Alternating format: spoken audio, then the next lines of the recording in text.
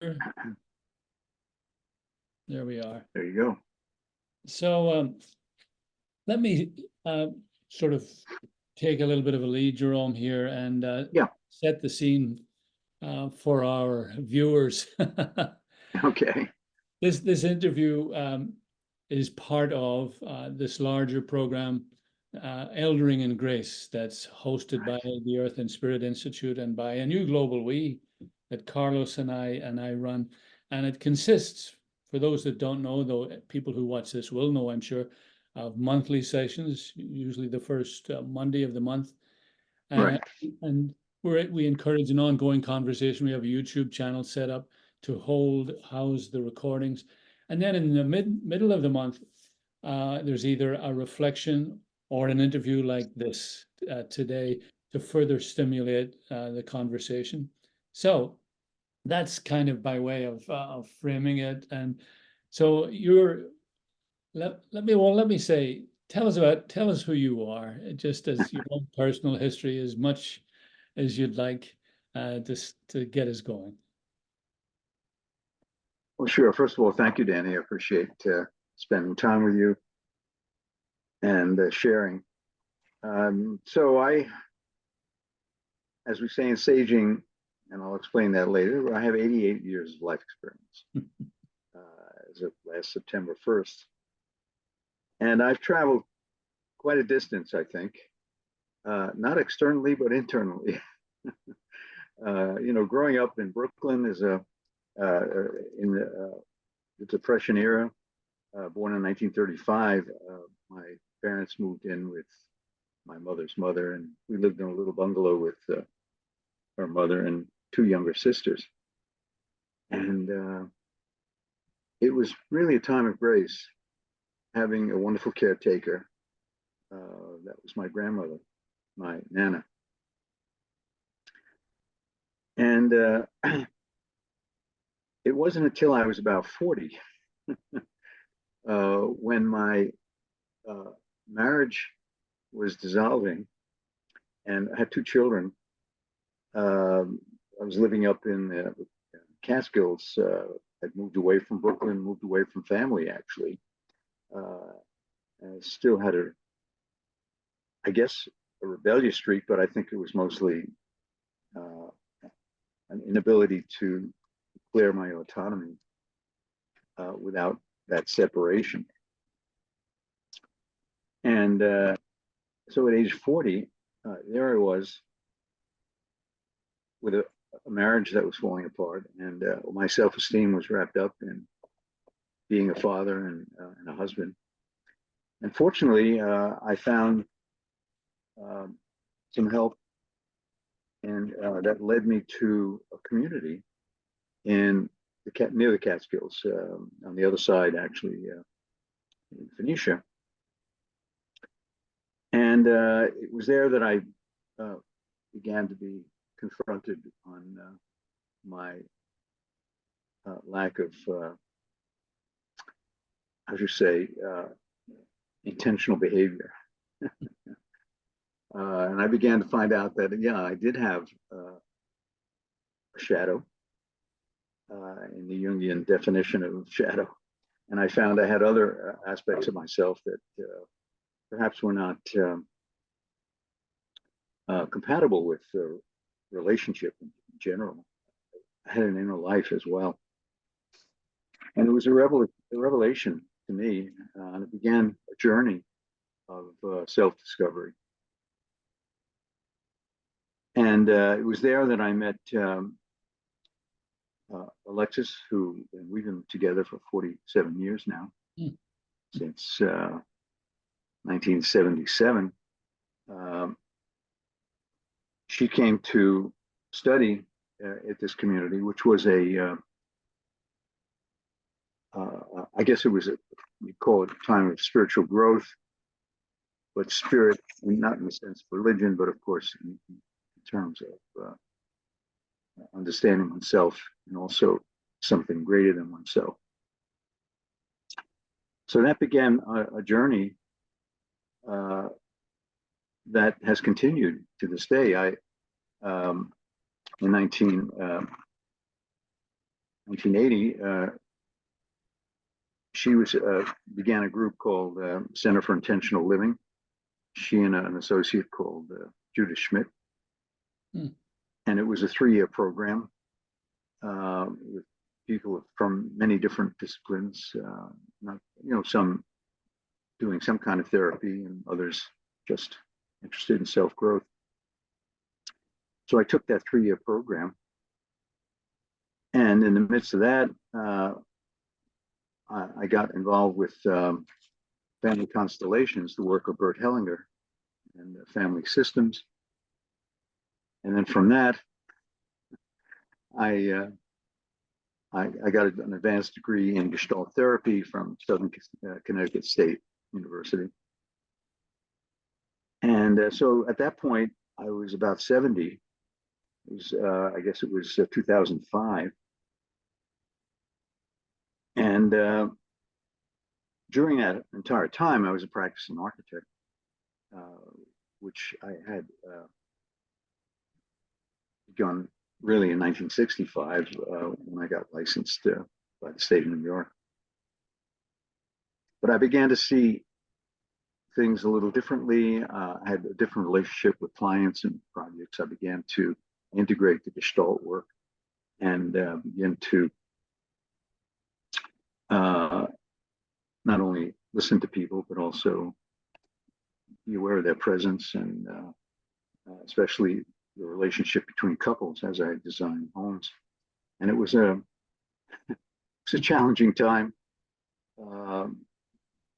It's hard to tell a couple to take time off and perhaps work on an issue that seemed to arise. You were an architect. And my colleague said, "Are you nuts? I'm not going to do anything like that. You could lose a commission." I said, "Well, better to confront the issue early rather than end up with a disaster." And to me, it worked out well. So let me pause. But it began. Huh? Sorry, go ahead. Let me pause you there just to pull together a couple of little threads that I'm Sure. hearing. I sense feed into where we're going in this conversation, Yes. but your own sort of awakening, a crisis in your own life, brought you into what you might call intentional living. I think that was your language, and it was more that you further develop your understanding of family system, Gestalt therapy, and so on, and it began to change probably everything. It was more deliberate, intentional living. Yes, and you brought it into your work as an architect. And so now you're about 70 now at this time. And here's the question, which I think you're tending towards anyway, is when did the desire to address the reality of aging happen, and why? I mean, you were beginning, I think, to move in that direction. Yeah, it's coming up in the conversation here. And I think it was 2013 when there was a workshop being offered in White Plains by a chap named Ron Pevney. He runs a group called the Center for Conscious Eldering. And it was a 3-day workshop, and a group of us went, including Alexis and several other her associates. And it was eye-opening in that it first began to deal with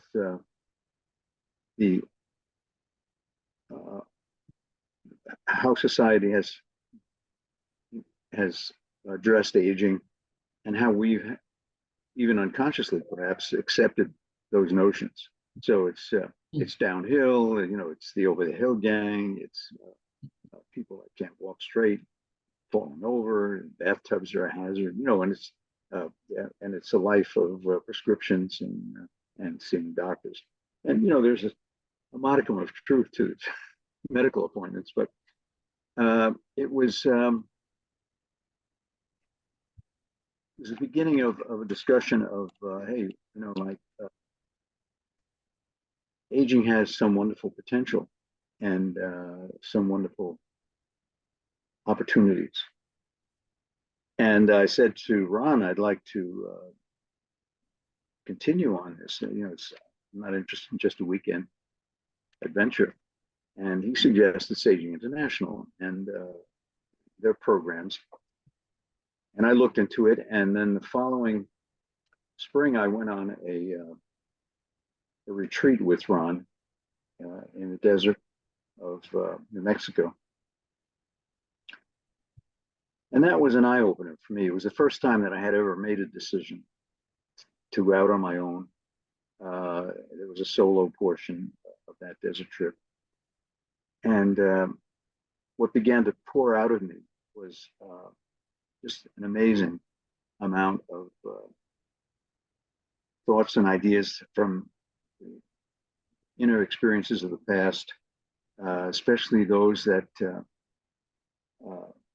that I had not really shown gratitude, and it was just a purging, and at the same time a cleansing and a humbling experience. So what I at that point sought more of the same, and I took the what's called the Certified Saging Leadership Program. It was a year-long program with Saging International.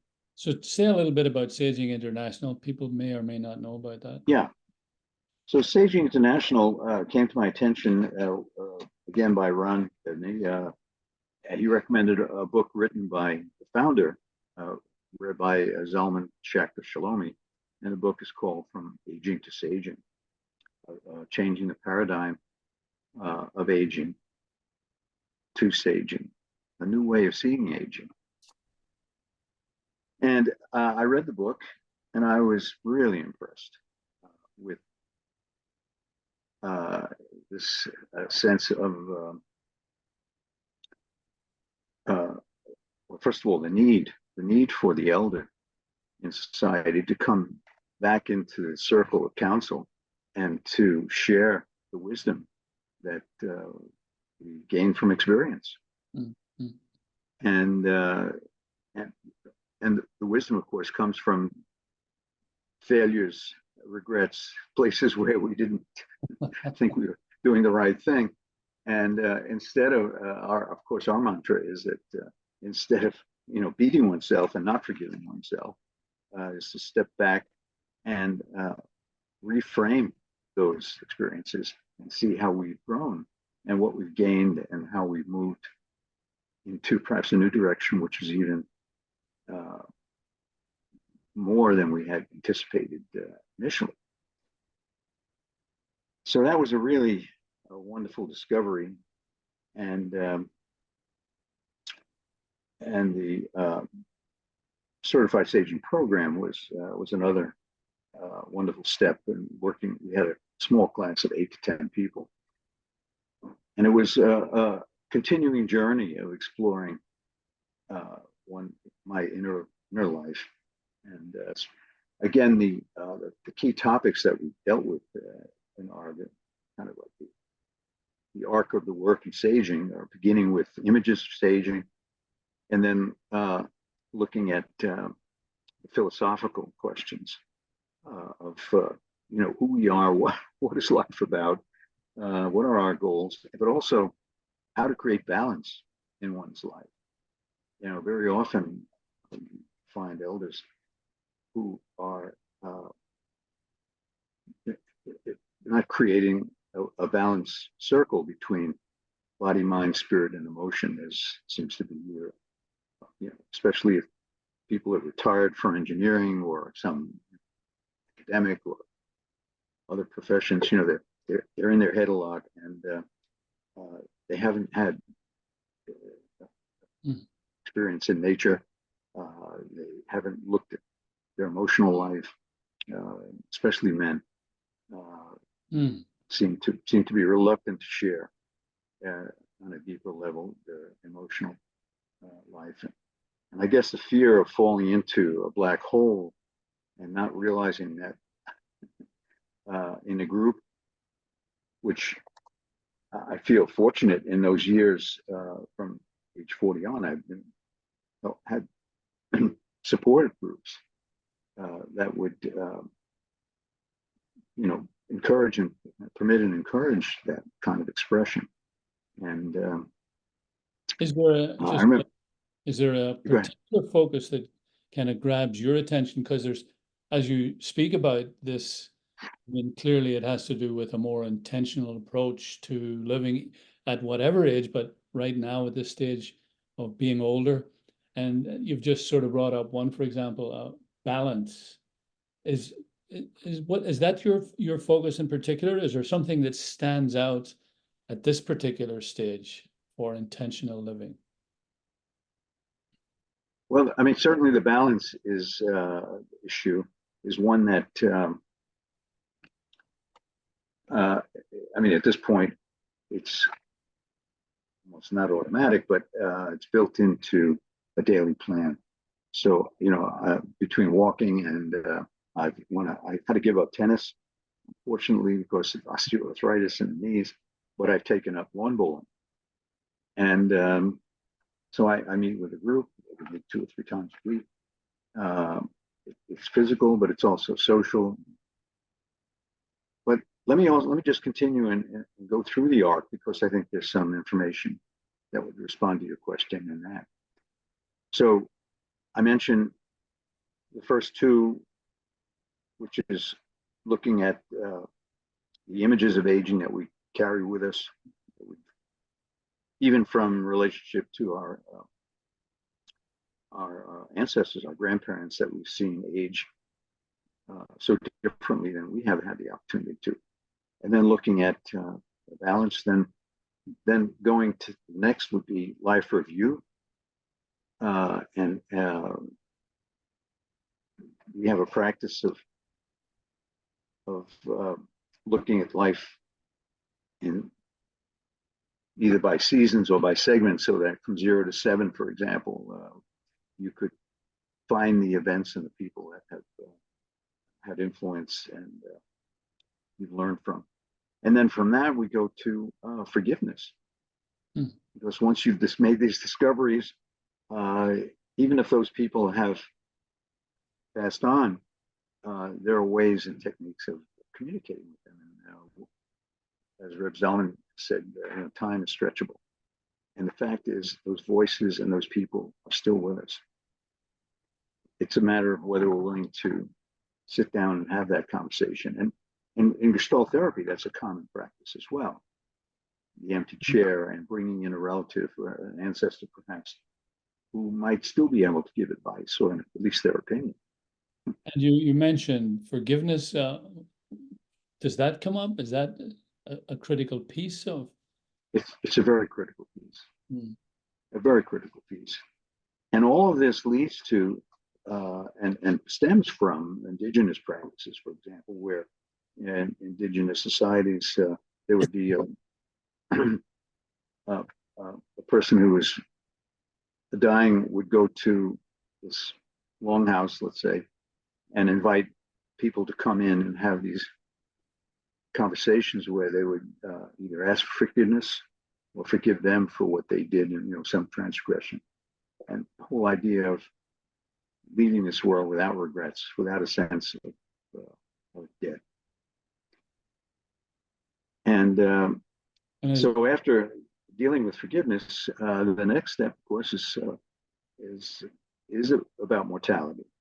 And first of all, accepting the concept that we're not permanent creatures. We've been given this gift, but it's not permanent. So we're facing mortality, especially as we come to this age of, I said it, 88 years of life experience. It's much more behind me than there is ahead of me. And the effect that can have, depending on how you wrap your arms around it, is to see life much more vividly. Looking at a magnolia tree this morning, I just totally absorbed by the color and the texture of the leaves, and everything about it was seemed to be richer.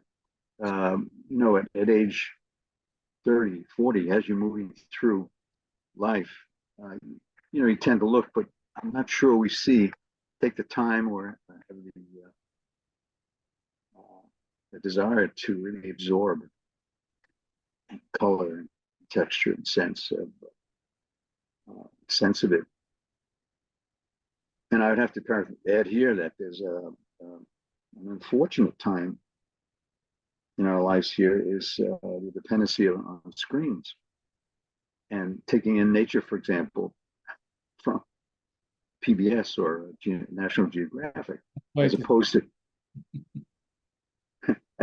to allowing the senses to fully absorb and be out there, smells, touch.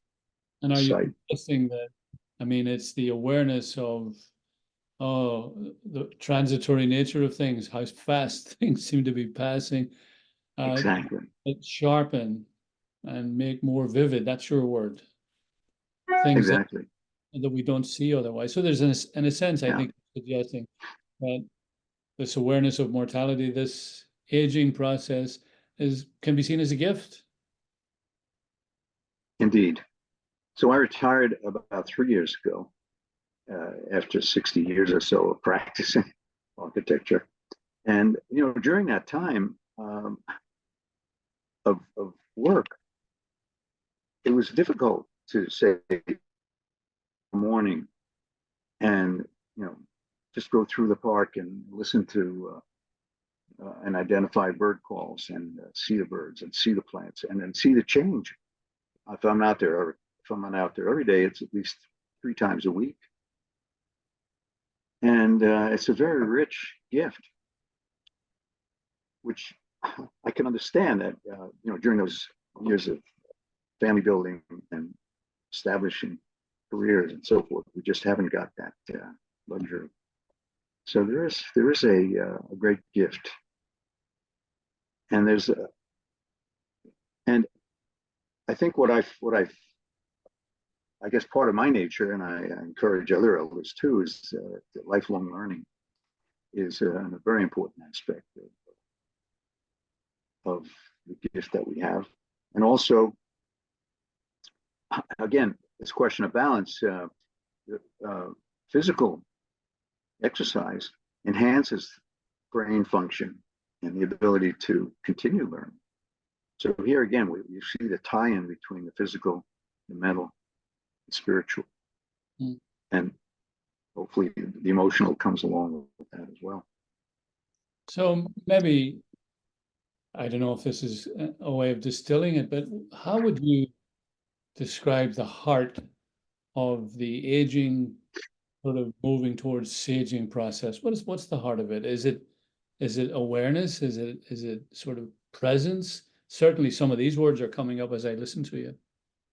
Yeah, well, it's first of all, unpacking. There's a William Martin, a wonderful book on the Tao that's Tao Te Ching, where he talks about the elder must travel light, and we have this backpack of regrets and issues that stem from the past. We have to unpack those. So part of life review and forgiveness is that unpacking. And once that happens, you begin to see that you have gifts, because if you don't review the other, you may miss some of the gifts and the accomplishments. And I think we shortchange ourselves in that respect. So once you see the gifts, then the question arises, how can I give back? And so service is another important aspect, I think, of this. So waking up in the morning and feeling a sense of purpose. So purpose and meaning in life, I think, are critical. And community is the third leg of the stool. So we have learning, we have service, and we have what's the third leg? Community. Community. and community. Right. So those three are important aspects. And finding the saging community, I did feel that I had found my tribe. I was criticized recently by a Native American who's part of our group for utilizing the term tribe. There's a lot of sensitivity about that's a Native American word. So I said, no, I don't think it is. I think it's a genuine feeling of finding a group that you identify with and you could spend your life with, in a sense, and flourish. Yeah. So anyway, that being aside, those are the three important things that I think elders, and we find now with the studies that loneliness, separation is one of the most threatening life-threatening. I think even the Surgeon General sort of suggested a couple of years ago that loneliness was a public health issue, and it's certainly reflected in our fragmented society where people are no longer able to talk to each other. So you're saying community is what enables you to, probably inspires us to learn, to see more, maybe encourages us, maybe supports us in our attempts to give back, as you say. Those three legs probably feed each other, is what I would assume. They do. And I think one has to look at the term community because there are levels of community. There's the immediate family, there's the extended family, there's the neighborhood, and of course, extended it out to the cosmic consciousness. But the importance of looking at the community from the family perspective, of course, is legacy. Like as a grandparent, and I'm a great grandparent. What is the legacy that I would like my kids and their children to remember me? So it can be done either by my writings, of course, in some cases it's my drawings, and in other cases it would be perhaps the kind of service that I've done. So sometimes I think about how much time I put into saging and leading groups, and of course, since the pandemic, those groups have been virtual. But I say, well, I haven't spent them with kids, but perhaps they'll consider the fact that I was giving service and helping others. So, so legacy is another important consideration for elders. Makes a lot of sense. You said that you were down in San Jose. Was that part of the saging process, or? Well, I was with a group from San Francisco here, but we were actually lawn bowling in a that's part of the saging too, with a club down in San Jose, and I'm seeing since I've joined a couple of years ago, as I was commuting here to visit my daughter and help out before we moved here. It's become much more multi-generational. So we have 30-somethings, 40-somethings, but I think the majority of folks are elders in their 60s and 70s. In 80s, we have one woman bowling in her 90s. Yeah, it certainly lends itself to a kind of a slower, gentler kind of exercise than tennis. Yeah. But what's evolved, and here again is depending on the receptivity of the group, but our clubhouse is in Golden Gate Park, and it's shared by it's dedicated to the Lawn Bowling Club, but it's shared by the park and rec people. But since I've been there, they've created a small lounge area, and I'm going to be starting a conversation group on Wednesday mornings before we do yoga at 12 o'clock, since one of the members So you see, what you see evolving here is that people do have this yearning to go deeper with each other, to get to know each other, and so having that opportunity, I think, is a very welcome, rich opportunity.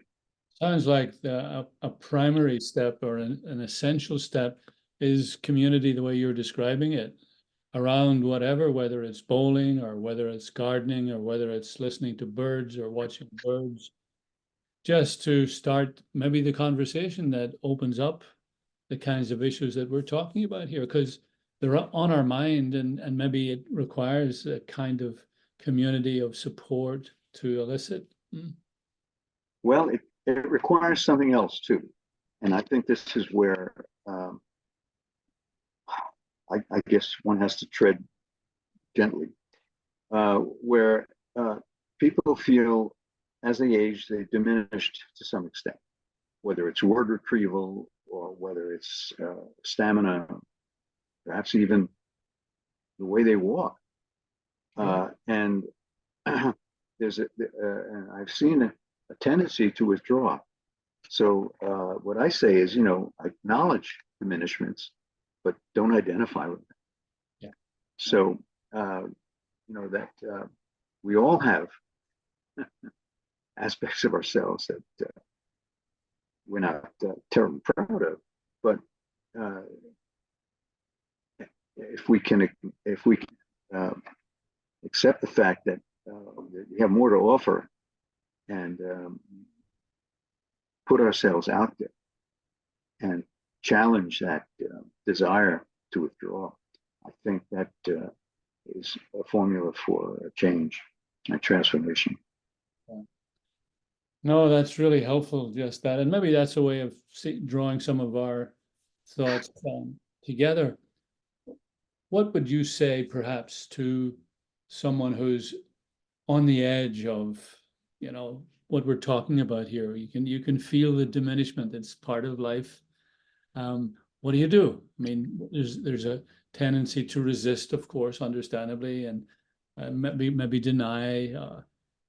What would you suggest to us emerging elders or potential elders? Well, the process.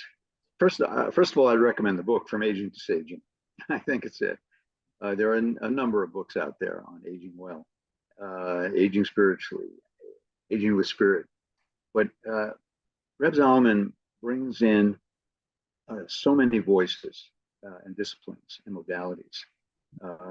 He was one of the rabbis that went to Dharamsala to meet with the Dalai Lama and to exchange ideas on meditation. And the Dalai Lama wanted to know how the Jewish people managed to survive under circumstances that, and he wanted to know that. So there was exchanges. So that's my first suggestion, is that the resources in that book, that the bibliography and the other voices that he cites, so valuable, so helpful. So that we need to realize that aging is not a mistake. It's built into the warp and woof of cosmic thinking, and so it's something that happens, and it happens to everybody. So to feel that you've been singled out and you need to withdraw, I think is really erroneous thinking. Yeah. So that's the second, is to create your own group if you have to. If you can't find it, create your own group and focus on simple things like we call it life review, but hey, let's talk about how you grew up. Yeah. Who were your influences? Did you have a severe teacher?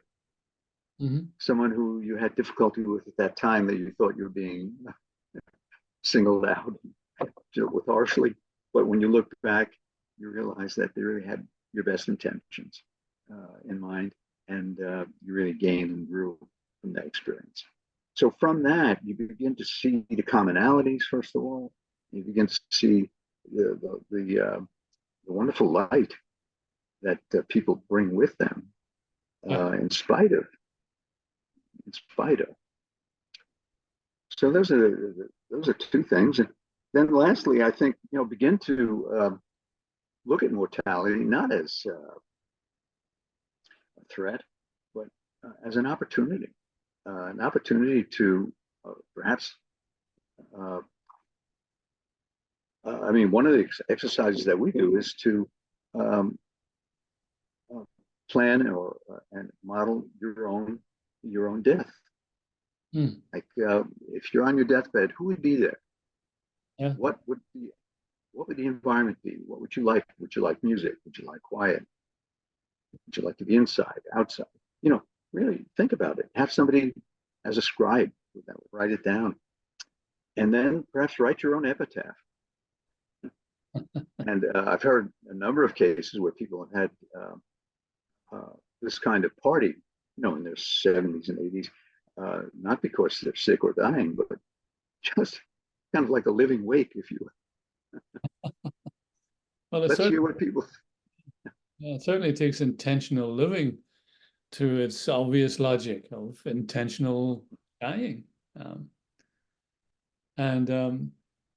It's wonderful, Jerome, just to hear you speak about with such kind of energy and enthusiasm about aging, not as a problem, not as a difficulty simply, but as an opportunity, another aspect of life.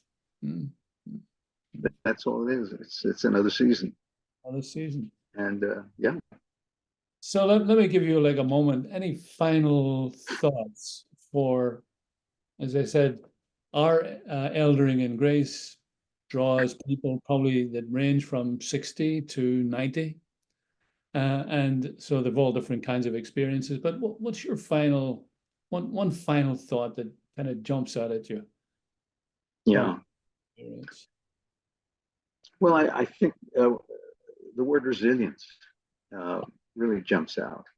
And the fact that, you've lived through, I'm in my 9th decade, and, I've seen a lot happen, not unlike what we're going through now.